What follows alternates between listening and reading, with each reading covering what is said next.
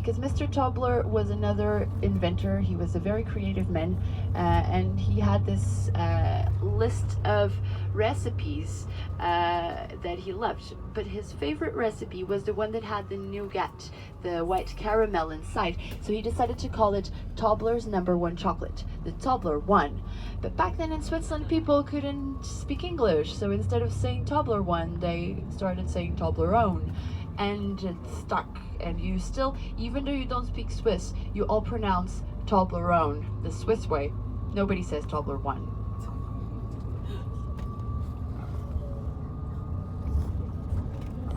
Emil says Tobler 1. Please don't say Tobler 1. It's very, very strange. Sounds very alien. I say emails. I like it for a throw. We're entering a neighborhood that belongs to IBM, the American tech company. They're one of the few tech companies that are settling in Zurich now. IBM's been here for quite a while, actually. These buildings that you see on the left, they all belong to IBM. Most of the residential area here is for the employees of IBM.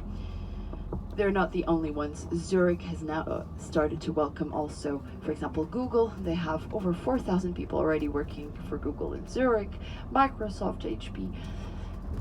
It's easy to understand why, with the low taxes these companies pay here, and also the research and the engineers coming out of the ETH, the Institute of Technology, and so this is making Zurich one of the prime cities in Europe for tech.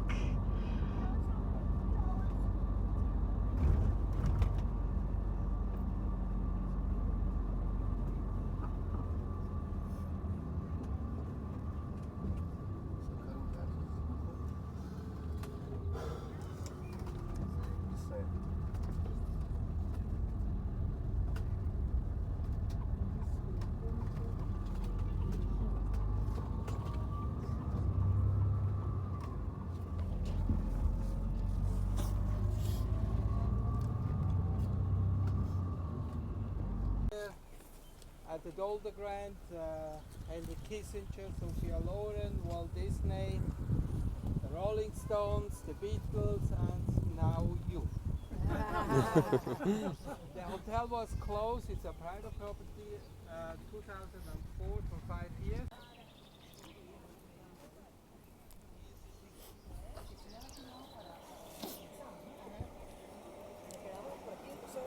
Sí.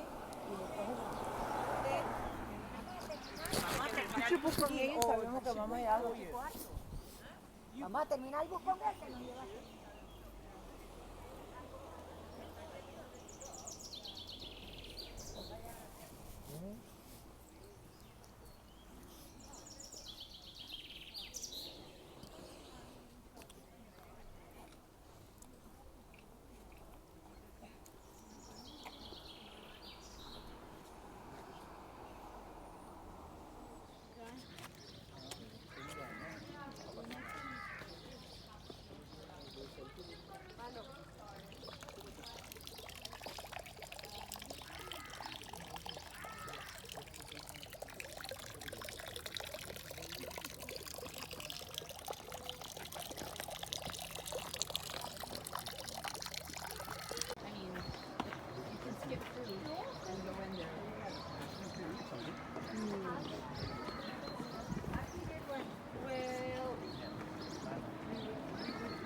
Rather not having picnic on the bus, also that I actually traveled to learn about that.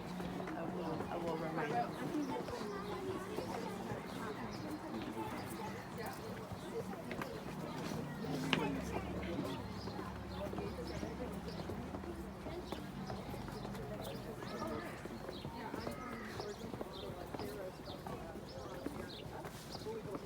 Approximately how many museums are there in Switzerland? Ooh, that's a very tricky question. Museums, I have no idea. The walls and protecting them from snow and rain. It was also cheap because it uses wood, which is abundant in the region. But these days it's manual labor, and manual labor means it's expensive, particularly in Switzerland. And so this technique is dying out. Often what homeowners do is they just let the walls deteriorate to a point where they have to be removed, and then they replace it altogether instead of restoring it every few years. So as we drive deeper into the valley, you will see more and more of these examples. Another thing that is obviously common here are the dairy farms. So you see left and right of you, there are farms everywhere. Many of these are small producers, privately owned farms, and these farms survive on subsidies from the government mostly, because unfortunately in Switzerland it's no longer very profitable to be a farmer. But due to its tradition, these farms are kept open, and the government of Switzerland tries to keep a stable population of farmers of about 3.5% of the total Swiss population.